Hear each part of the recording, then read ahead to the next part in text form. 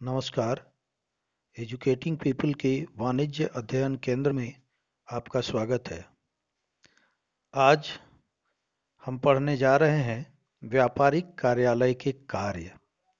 एक व्यापारिक कार्यालय की स्थापना के पश्चात हमें यह भी देखना है कि उसके कार्य क्या क्या हैं। तो एक व्यापारिक कार्यालय के कार्यों को दो भागों में बांटा जाता है, आवश्यक कार्य और विविध कार्य। आवश्यक कार्यों में पत्रों की प्राप्ति, बाहर जाने वाले पत्रों को तैयार करना, प्रतिलिपिकरण, बहुप्रतिलिपिकरण, नस्तीकरण, अनुक्रमणिका तैयार करना और पत्रों का प्रेषण आता है। जबकि विविध कार्यों में व्यापारिक लेखे रखना, अभिलेखों को सुरक्षित रखना, नीति निर्धारण कार्य, प्रलेख तैयार करना, व्यापारिक गतिविधियों पर नियंत्रण तथा योजना एवं संयोजन आते हैं। अब हम इन कार्यों को विस्तार से जानेंगे। इस क्रम में सबसे पहले हम व्यापारिक कार्यालय के आवश्यक कार्यों को देखते हैं। पहला कार्य है पत्रों की प्राप्ति। एक व्यापारिक कार्यालय का प्रमुख आवश्यक कार्य है बाहर से आने वाले पत्रों को प्राप्त करना। दूसरा कार्य है भेजे जाने वाले पत्रों को तैयार करना। जो पत्र कार्यालय से भेजे जाते हैं उनको तैयार करने का कार्य भी व्यापारिक कार्यालय के द्वारा ही होता है। तीसरा है प्रतिलिपिकरण। बाहर भेजे जाने वाले पत्रों की एक प्रतिलिपि बनाई जाती है जो भविष्य के संदर्भ के लिए सुरक्षित रखी जाती है। चौथा कार्य है बहुप्रतिलिपिकरण। कभी कभी ऐसा होता है कि एक ही पत्र को कई ग्राहकों को भेजने की आवश्यकता होती है। इस स्थिति में एक पत्र की कई प्रतिलिपियां बनाई जाती है जिसे बहुप्रतिलिपिकरण कहते हैं। बहुप्रतिलिपिकरण के लिए जेरॉक्स मशीन का इस्तेमाल किया जाता है। पांचवा कार्य है नस्तीकरण।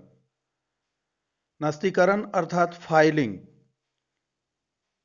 कार्यालय में आने वाले पत्र तथा भेजे गए पत्र की प्रतियों को उचित फाइलों में लगाकर रखा जाता है ताकि भविष्य के संदर्भ में उसका इस्तेमाल किया जा सके।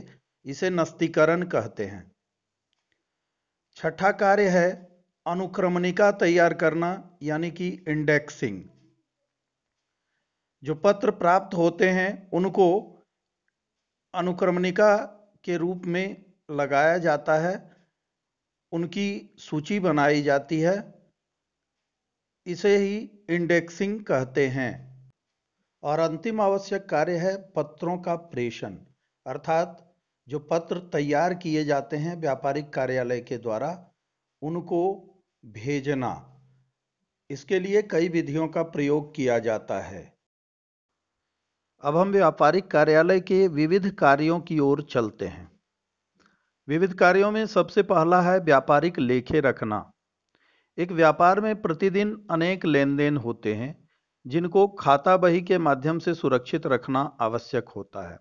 तो एक व्यापारिक कार्यालय इसके लिए जर्नल, लेजर, ट्रायल बैलेंस, अंतिम खाते आदि लेखे तैयार करता है। दूसरा कार्य अभिलेखों को सुरक्षित रखना। एक व्यापार के महत्वपूर्ण अभिलेख जो हैं उनको सुरक्षित रखने का कार्य भी व्यापारिक कार्यालय का ही होता है। जितने भी रिकॉर्ड्स हैं उनको व्यापारिक कार्यालय में सुरक्षित रखा जाता है। तीसरा कार्य नीति निर्धारण कार्य। व्यापार के संचालन से संबंधित सभी नीतियां, सभी योजनाएं व्यापारिक कार्यालय में ही बनाई जाती हैं।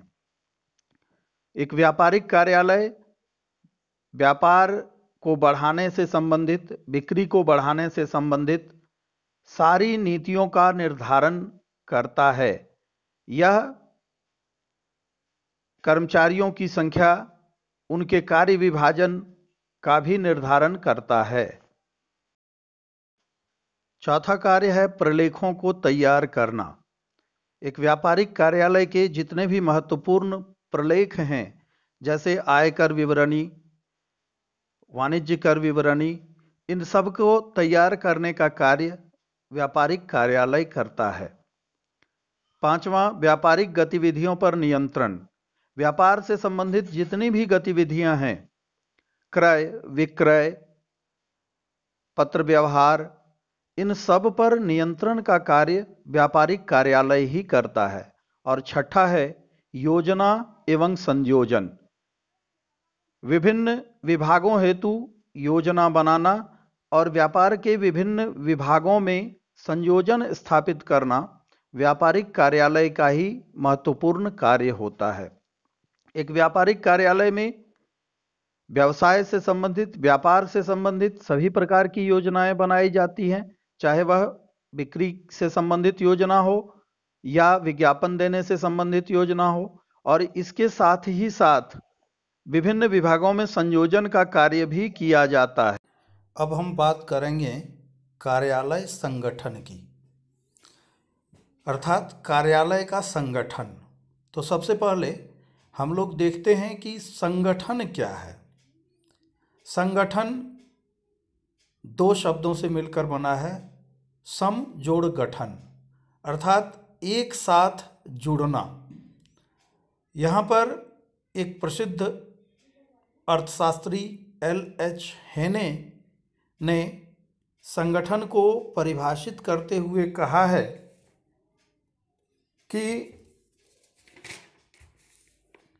किसी सामान्य उद्देश्य या उद्देश्यों की प्राप्ति हेतु विशिष्ट अंगों का मैत्रीपूर्ण संयोजन ही संगठन कहलाता है। अर्थात हेने साहब ने यह स्पष्ट किया है कि किसी भी संस्था के जो विशिष्ट अंग हैं उनका मैत्रीपूर्ण संयोजन, जिससे किसी विशिष्ट उद्देश्य की प्राप्ति हो सके, वह संगठन कहलाता है। तो फिर कार्यालय संगठन क्या है? कार्यालय संगठन अब कार्यालय से संबंधित हो जाएगा। कार्यालय संगठन कार्यालय संबंधी कार्यों के निष्पादन हेतु व्यक्तियों का ऐसा समूह होता है जिसमें कार्यालय के कार्यों का इस प्रकार संयोजन किया जाता है कि प्रत्येक कर्मचारी अपना कार्य अधिकतम कुशलता के साथ संपन्न कर सके। अर्थात एक कार्यालय में बहुत सारे कर्मचारी कार्य करते हैं, उन कर्मचारियों के बीच इस तरह से समन्वय स्थापित किया जाता है, उनमें कार्य का वितरण इस प्रकार होता है कि प्रत्येक कर्मचारी कुशलतापूर्वक अपने कार्य को पूरा कर सके।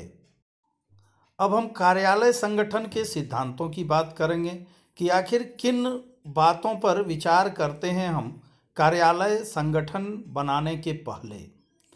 तो सबसे पहले हम देखते हैं कि कार्यालय संगठन के सिद्धांत किसको कहते हैं।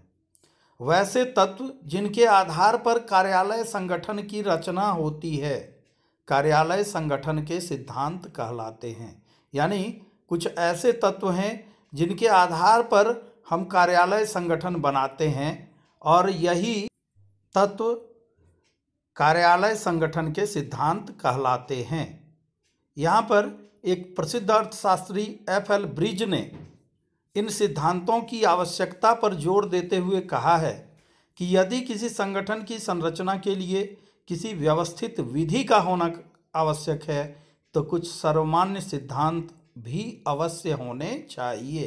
अर्थात ब्रिज ने यहाँ पर कार्यालय संगठन के सिद्धांतों की आवश्यकता बतलाई है। उन्होंने कहा है कि अगर कोई व्यवस्थित तरीका है किसी संगठन की संरचना के लिए तो कुछ सर्वमान्य सिद्धांतों की भी आवश्यकता होती है। और ये सर्वमान्य सिद्धांत जो हैं वे हैं उर्विक, एल्फोर्ट और ब्रिज के द्वारा दिए गए कार्यालय संगठन के सिद्धांत, जिनमें से पहला है उद्देश्य का सिद्धांत।